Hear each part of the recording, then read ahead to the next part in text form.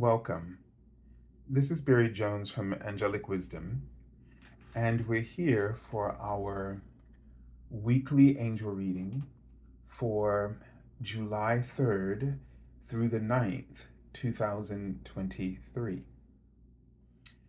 So, as we begin, I'd just like to welcome everyone back to this weekly series and to also welcome anyone who may be new to our Angelic Wisdom community. Also, I'd just like to invite you to subscribe if you haven't already. Select the all notification bell so that you can um, be aware of all the content that goes out on my channel, and also like and dislike and leave comments. Now, I've just recorded the monthly angel reading for July, and so the general reading. So if you haven't had a chance to check that out, that's going to be the first link that you see in the description area below. Okay, so make sure you go check that out. The zodiac, the angel scopes will be coming out sometime this week as well, so be aware of that. And also, if while watching this you feel called to have an angel reading with me, you can go to my current website, theangelschool.com/services. And if you're a first time client, you can select the first time promotional offer that is there. Also, if you'd just like to donate to my channel, you can select my PayPal me link that you can find in the description area as well. All right, so let's take a deep breath.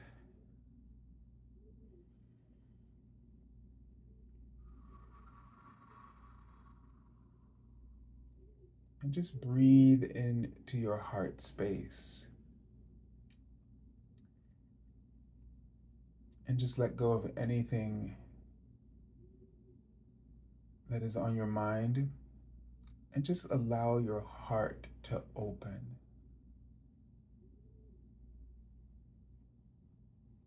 And what's interesting is the image that they're showing me, which is very new to me.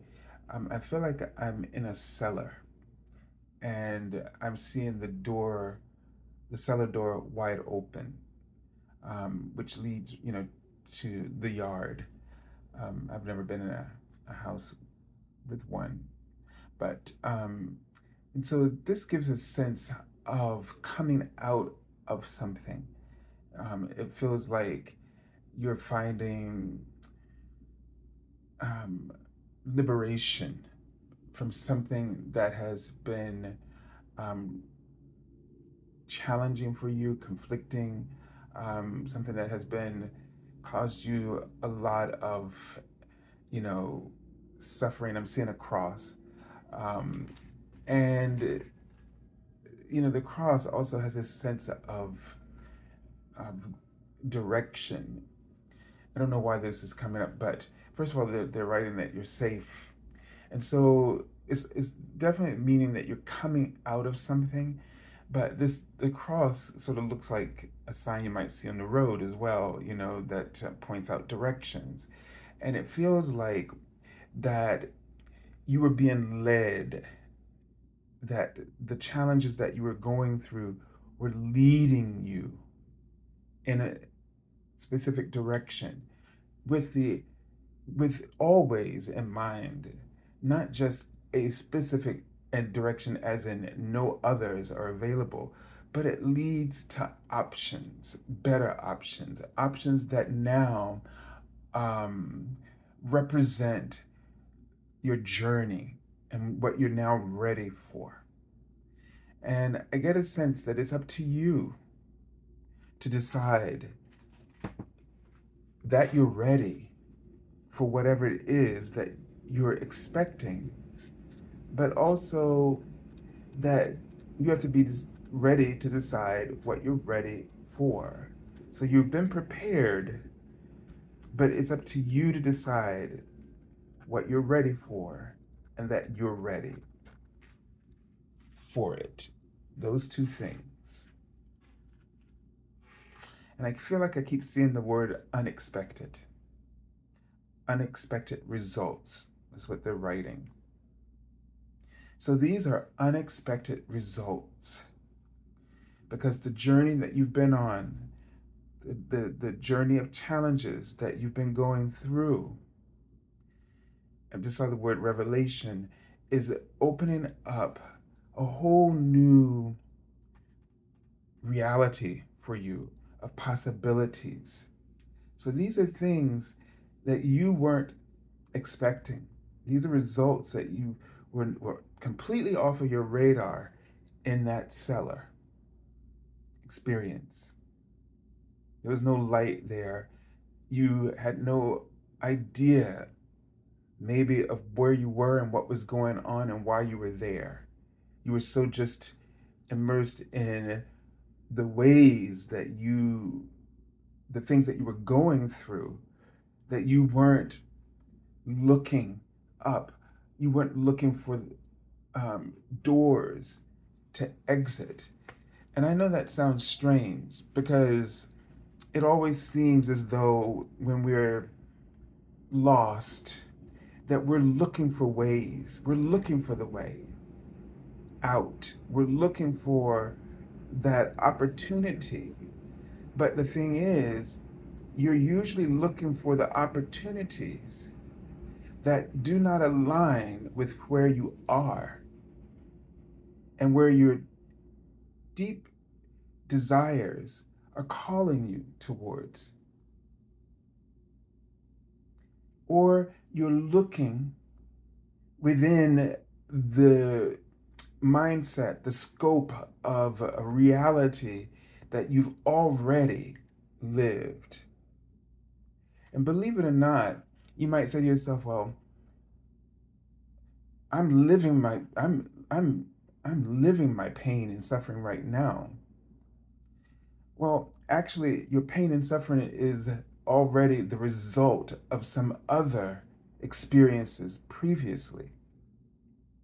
So you're in the past, you're not in your present. Your focus is all about your past and never really about your present. And I think we've talked about this before. And so everything that has happened before, you're experiencing the result of that. But that is not where you're going. But at the same time, you have to have the wisdom to let go of that. And the way that we let go of that is that we embrace where everything has brought us, but we also embrace where it's leading us. And that's the bridge, that's the transition that you have to make. And that's the piece that we don't want to see because we're afraid more of what we don't know. We love our misery. That's why they say misery loves company. We love being comfortable with what we know already. And so we look for the doors in the places that we've already been because we know where the doors are. But those doors don't lead anywhere because those doors and that place is finished for you.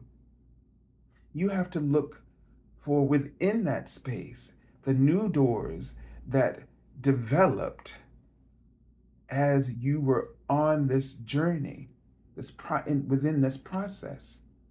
And it's those doors that are the unexpected results that are opening for you now, and that you have to prepare yourself.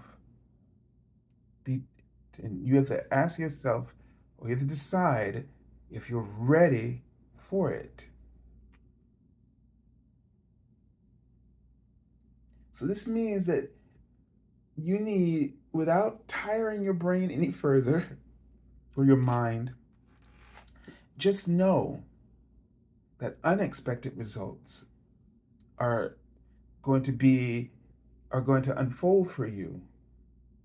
And that when they do, and they will, be ready to accept those doors. And it's not about the door, it's about the uncharted territory that it might present and the conjuring of responsibilities, the conjuring of inadequacy to be equipped to handle what's going to come next. That's what prevents us from being open to our abundance because we're afraid. The ego sort of chimes in with you, who you've been, and then tries to show you how incompatible you are with what is happening for you. And that's where the disconnect comes. That's that's the pivotal moment where you will remain or move forward and remain in the cycle, is what I meant. That's the pivotal moment. What you don't understand, because you haven't been paying attention, is all the ways that those challenges, remember, they've been saying in this month, there's a purpose for everything that's happening to you or has happened to you. There are no mistakes, even though you perceive them. But the universe steps in and always creates meaning, purpose, no matter what decision you make. And it's that purpose that's been leading you on your journey. And so, in the midst of this, not seeing the evolution that has taken hold of your life within you and your potential, you haven't caught up to all that you have now become capable of.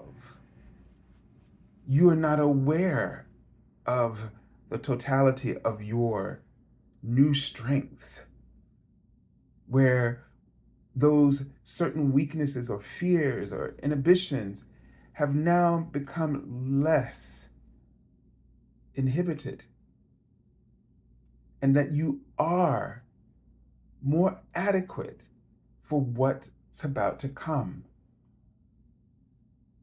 So you have to blindly trust that if something has come to you, you are ready for it.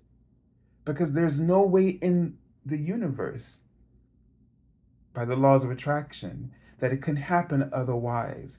There has to be an alignment in order for an opportunity to come to you. You don't have to choose it. By all means, it's still your choice, but don't choose it. Well, how do I say this? Do not make the choice because you believe that you are inadequate or that this is not real because, who are you? That is the only reason for you not to get. Don't let that be the reason. That's what they're trying to say. Just don't let that be the reason. Let it be your choice that you decide to do this or not. Let it be your choice based on how much you feel that it really resonates with you. Let it be for reasons that potentially you do not see it really being as deserving of you as you believe. Let it come from a place of confidence that you see yourself needing something different, but this is on the right track, so to speak.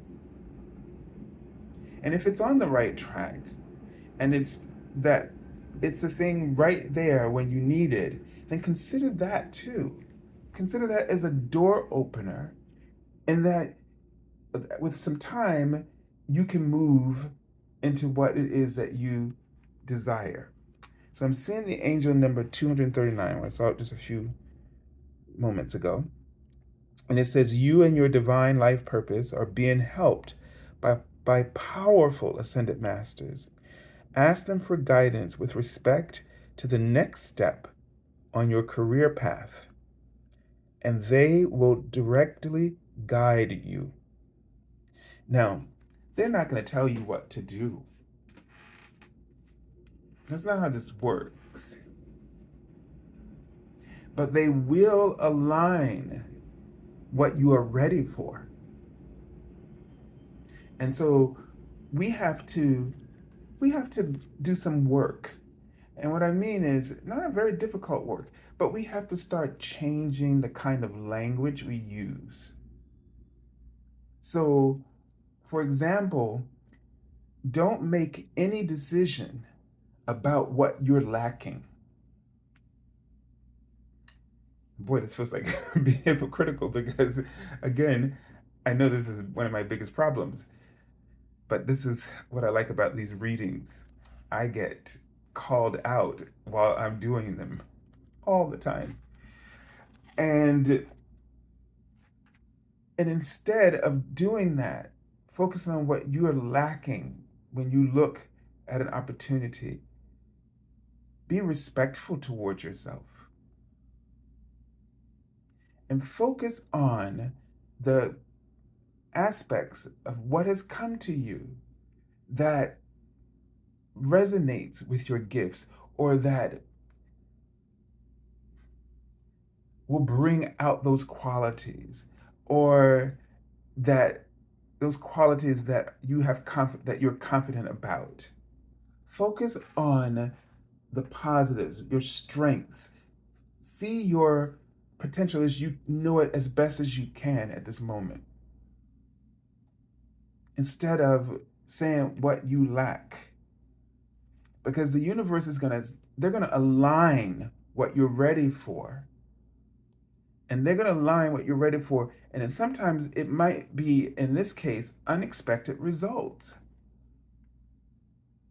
But the only person that can make the choice, so it's that idea you can lead a horse to the water, but you can't make them drink.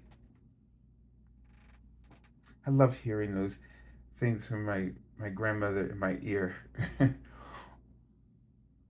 She had so many sayings, and I love it when they come back to mind, like the download comes through. But yeah, and her other famous one, take what you got and make what you want. These kinds of things.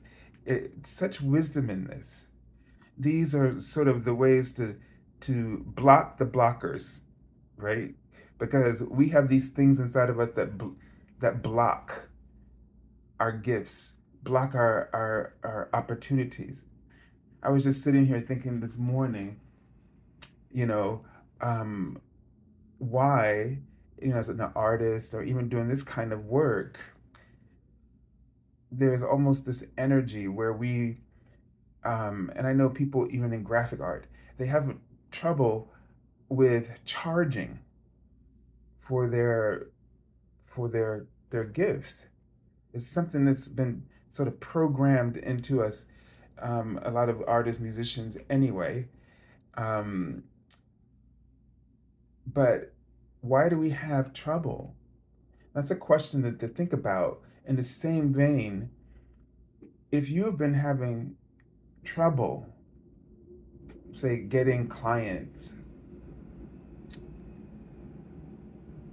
think about why you might be deep down afraid of receiving or feeling as though you're not worthy enough and all the other kind of excuses that we use. Our ego would tell us, oh, you're charging too much, you're taking away from, all kinds of stuff.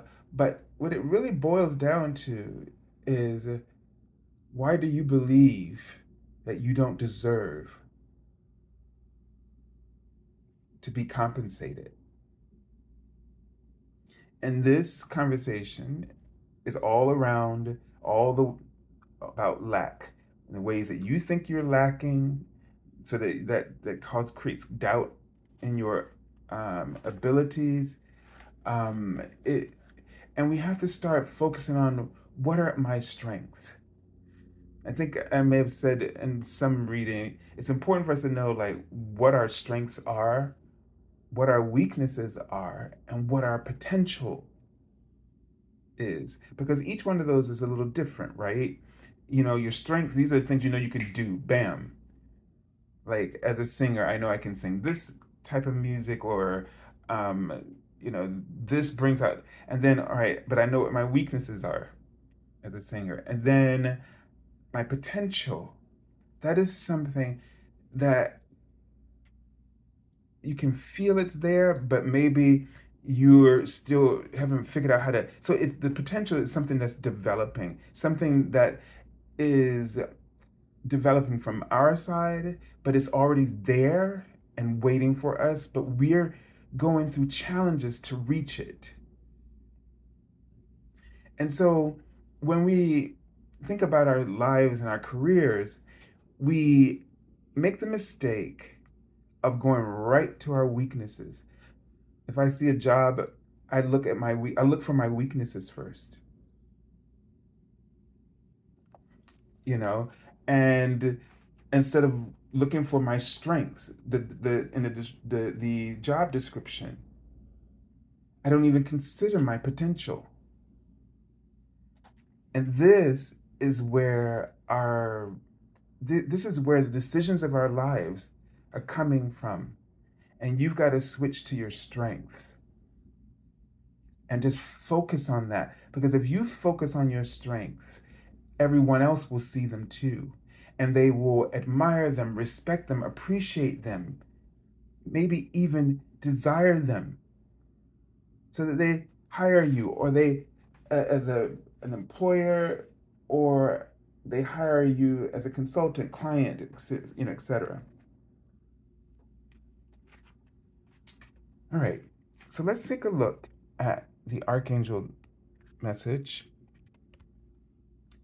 And we have another Seraphim, um, Seraphim Seraphiel. And this message says, tune in to the divine will, open to higher illumination. Okay, so my device just said it's getting hot, and it changed the video quality. So it's starting to get warm here in New York City.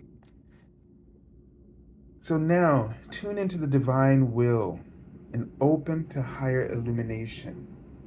I don't know, when I say tune into the divine will, I feel like all this anxiety and fear, all these thoughts, all of our dark thoughts about ourselves, and how we have to push past all of that and have sort of an acceptance of the divine will. The divine will is made up of your monad, I am presence, your soul, your monad, and God. Universe is the supreme source. It's a collaboration, it's a coalition, if you will. And you are at the center of this. And there's no real hierarchy here. All are equal, but from our perspective, we don't believe that we are. So nothing is happening against your will. But what is happening is divine will, as in every aspect of this coalition strongly desires it for what is perceived as you.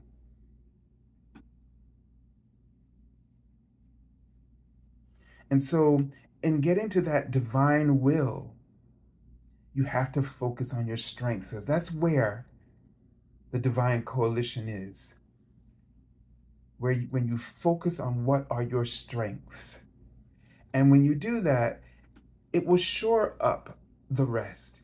It will transform your weaknesses by In some ways, you accept them because everything is there for a reason.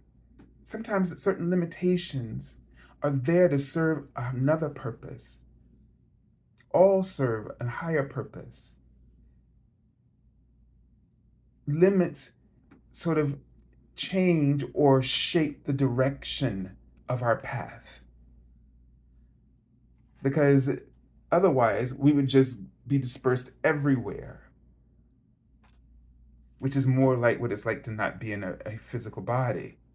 We are omnipresent. But here in a human experience, we have a journey. And our strengths and our weaknesses help shape that, all three, and the potential. The potential keeps calling us. Our strengths, we confidently walk in, and our limitations, cause us to have to make sort of detours. And then they land us in places where we just wouldn't have expected. But our potential there is always there to draw out of us, to call out of us in any challenge or any situation the best, the optimal experience if we are open to it, if we're willing, if we're ready to be ready for the unexpected. All right, so let's take a look for the first card at the beginning of the week. See what the message is. So this is the Four of Swords, and this is how I've been feeling for several weeks now. I don't know what, but it's about the energy change that's happening. And also right now I can smell the dust from the Canadian fires. For some reason I didn't smell it yesterday, but I smell it now. And so this is about giving your a mental break, okay? This is about just taking a little bit of a mental break. So you may be just really trying to push yourself a lot. And this is asking you to just sort of take a mental break from that whole thing, right? Just take a little bit of a mental break. And to take more of these, you may have to continue working on things and solving problems. But it's a reminder to take a mental break. It's a reminder, as she's sitting here laying on the side of the bed, and it's like she's out of the bed, but she's doesn't want to be out of the bed. We all know that feeling. And what draws me is this little plant. Lift this up. The little plant on the side, it looks like it's been neglected, right?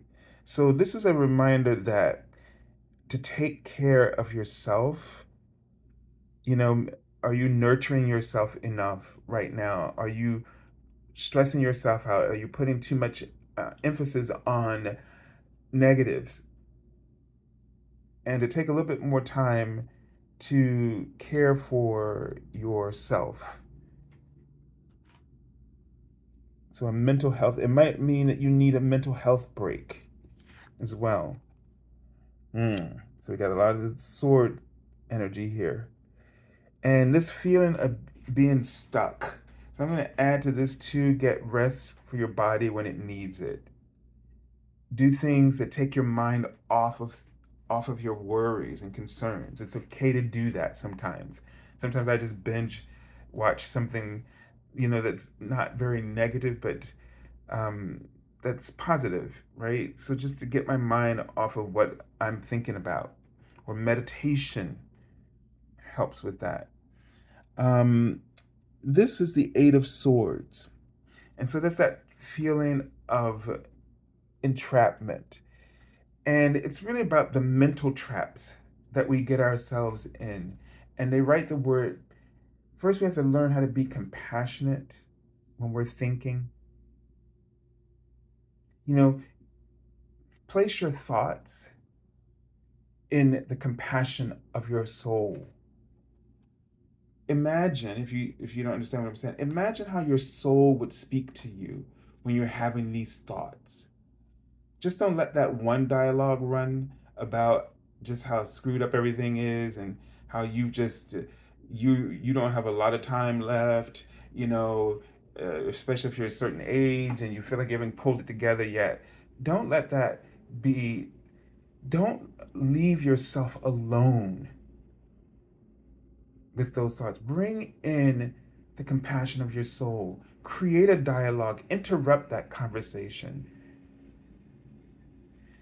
But the most important thing to remember is what we were talking about earlier. Focus on your strengths. Focus on the things that you associate with in a positive way, with an opportunity that might be presenting itself.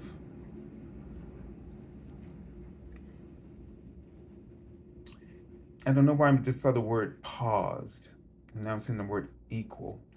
And it's kind of like, it felt like they were saying, this is why for some of you felt like things have paused, okay? And it's because the equal meant to me that you have to see yourself. So put it this way first. It's almost as if when we're in these mental traps, we see everything. We see the inequality in everything instead of the equality. This would represent that you know that you deserve to be where you are.